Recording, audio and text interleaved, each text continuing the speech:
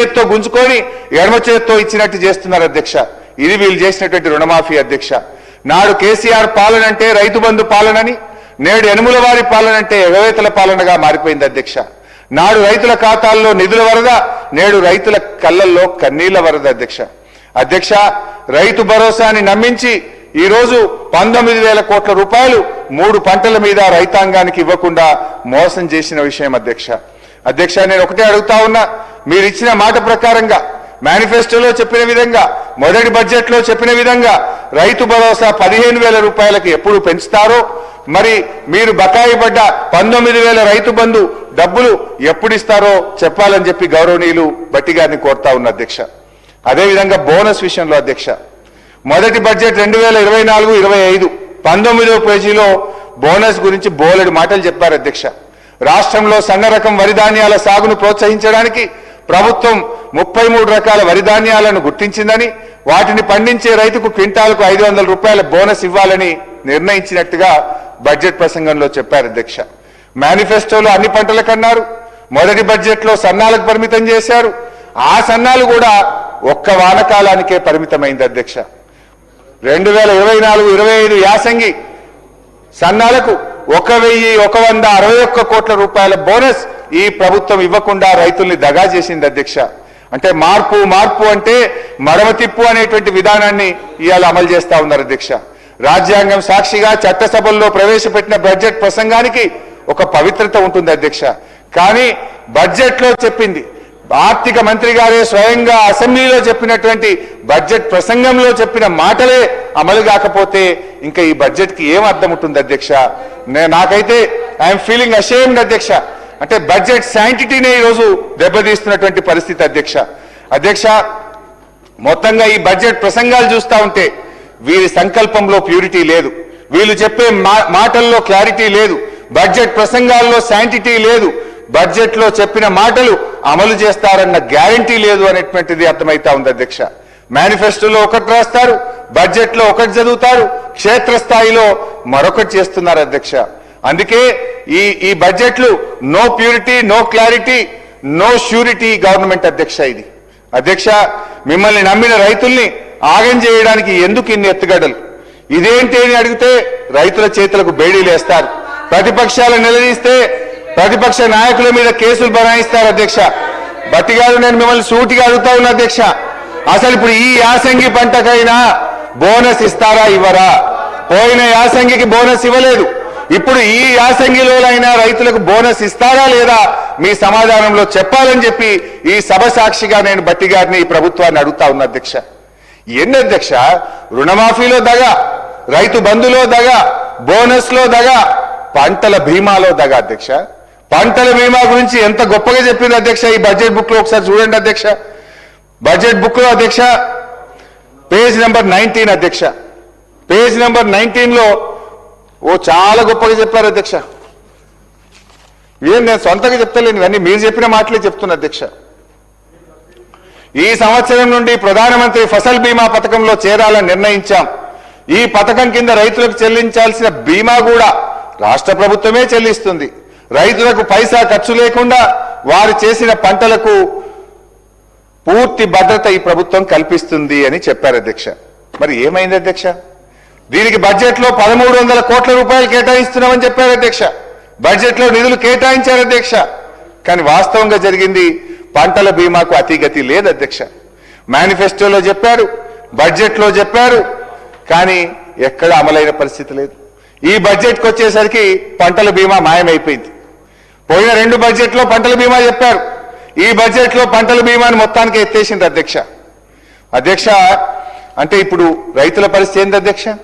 గత 2 సంవత్సరాలుగా అకాల వర్షాల వల్ల, తుఫాన్ల వల్ల, వడగళ్ల వాన వల్ల నష్టపోయిన రైతాంగానికి ఇవాళ మీరు మాట తప్పడం వల్ల ఇవాళ రాష్ట్రంలోని లక్షలాది మంది రైతులకు ఇవాళ తీవ్రమైనటువంటి అన్యాయం జరుగుతూ ఉంది. బడ్జెట్ ప్రసంగంలో చెప్పి 1,300 కోట్లు కేటాయించి పంటల బీమా పథకం అమలు చేయకపోతే ఆ రైతుల పరిస్థితి ఏం కావాలి అధ్యక్ష? పోనీ మీరు చెప్పిన ఇన్పుట్ సబ్సిడీ అయినా ఇస్తున్నారా? ఎకరానికి 10,000 ఇన్పుట్ సబ్సిడీ ఇస్తామన్నారు. నా నియోజకవర్గంలోనే, రాష్ట్రంలో అంతటా అదే పరిస్థితి అధ్యక్ష. గత 3 సీజన్లలో నష్టపోయినటువంటి రైతులకు ఈ రోజుకు పంటల బీమా అందలేదు, కనీసం ₹1 ఇన్పుట్ సబ్సిడీ కూడా అందలేదు అధ్యక్ష. అంటే అధ్యక్ష, బోనస్ బోగస్ అయిపోయింది, బీమా బూటకం అయిపోయింది. మీరు చెప్పిన ఒక్క మాట కూడా రైతుల విషయంలో, మీ రైతు డిక్లరేషన్ లో చెప్పిన, మీ బడ్జెట్ లో చెప్పిన ఏ ఒక్క మాట కూడా ఈ ప్రభుత్వం రైతుల విషయంలో నిలుపుకోలేదు అధ్యక్ష. అధ్యక్ష, నేను సభ సాక్షిగా బట్టిగా అడుగుతా ఉన్నా, ఈ సంవత్సరమైనా పంటల బీమాకు డబ్బులు కట్టరా? బీమా అమలు చేస్తారా చెయ్యరా?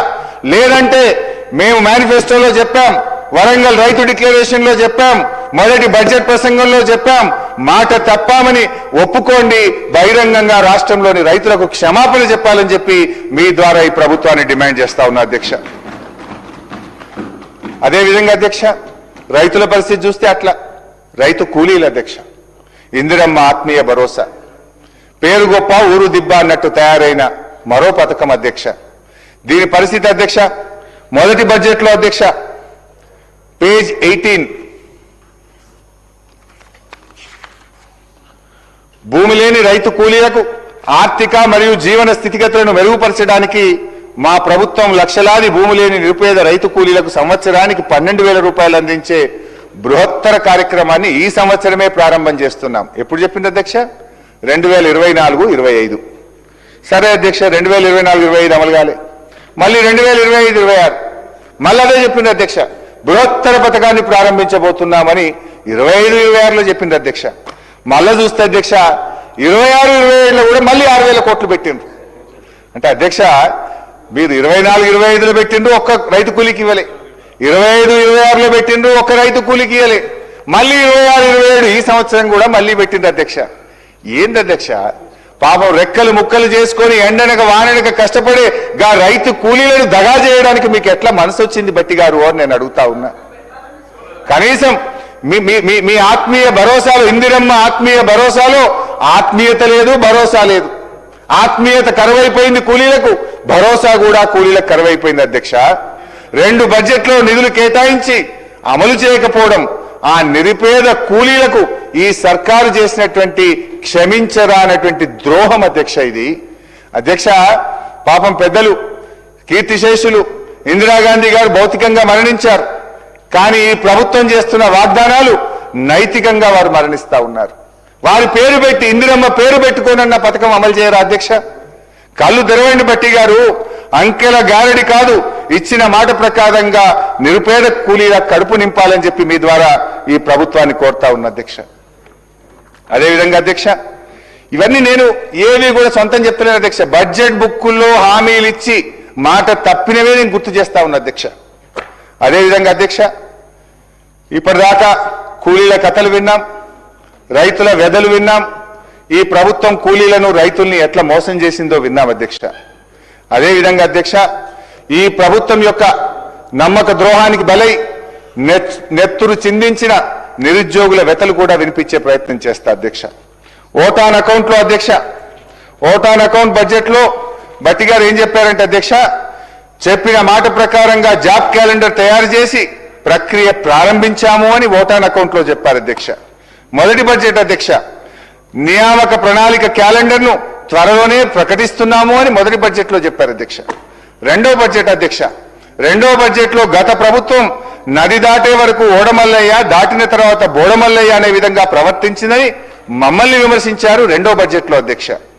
మరి ఈ బడ్జెట్ వచ్చేసరికి 26-27 అధ్యక్ష, ఈ బడ్జెట్లో నిరుద్యోగుల ఊసే లేదు, జాబ్ క్యాలెండర్ జాడే లేదు, దాని ప్రస్తావనే లేదు అధ్యక్ష. ఒక్కసారి మేనిఫెస్టోలో కూడా ఏం పెట్టారో చూద్దాం అధ్యక్ష. మేనిఫెస్టో అధ్యక్ష, ఇది కాంగ్రెస్ మేనిఫెస్టో అధ్యక్ష. ఈ మేనిఫెస్టోలో అధ్యక్ష, హైదరాబాద్ నుండి యూత్ డిక్లరేషన్ అని ఒక పెద్ద పుస్తకం అయితే విడుదల చేశారు అధ్యక్ష. ఈ మేనిఫెస్టోలో ఏం చెప్పారంటే అధ్యక్ష, మొదటి సంవత్సరంలోనే 2 లక్షల ప్రభుత్వ ఉద్యోగాలు భర్తీ చేస్తామని హామీ ఇచ్చారు అధ్యక్ష. నేను అడుగుతా ఉన్న బట్టి గారిని, ఆ 2 లక్షల ఉద్యోగాలు ఇచ్చారా? ఎవరికి ఇచ్చారు? మొదటి సంవత్సరం గడిచిపోయింది, రెండవ సంవత్సరం గడిచిపోయింది, మరి చేయండి. ఒకవేళ ఉద్యోగాలు ఇచ్చుంటే నిరుద్యోగుల విజయోత్సవాలు కూడా జరపండి బట్టి గారు. ఎందుకో చేస్తలేరు నిరుద్యోగుల విజయోత్సవాలు. అంటే ఇక ఈ ముఖ్యమంత్రి గారు అయితే మరీ విడ్డూరం అధ్యక్ష. నిరుద్యోగులకు ఉద్యోగాలు ఎక్కువైపోయి ఇక నోటిఫికేషన్లు చాలు అంటున్నారని చెప్పి సెలవిస్తారు ఆయన. పోదామా మరి? నేను అడుగుతా స్పీకర్ గారు, ఒక పావు గంట హౌస్ అడ్జెంట్ చేయండి సార్. ఇక్కడనే కదా సార్ అశోక్ నగర్. బట్టి గారు మేము అందరం కలిసి అశోక్ నగర్ సెంట్రల్ లైబ్రరీకి పోయి అడుగుదాం. మరి నిరుద్యోగులు నోటిఫికేషన్లు చాలు అంటున్నారా? మీరు ఇచ్చిన ఉద్యోగాలతో వాళ్ళు సాటిస్ఫై అయ్యారా? వాళ్ళ మాటలు ఏందో ఒక్కసారి పోయి వినొద్దాం. ఎందుకు అధ్యక్ష ఈ రకంగా నిరుద్యోగ యువతి యువకులను వంచిస్తారు అధ్యక్ష? నాడు ఓట్ల కోసం అశోక్ నగర్ సెంట్రల్ లైబ్రరీ చుట్టూ తిరిగారు. నిరుద్యోగుల మెడలో కాంగ్రెస్ కండువాలు వేసి జిల్లాల్లో వారిని తిప్పి ప్రచారం చేయించుకున్నారు.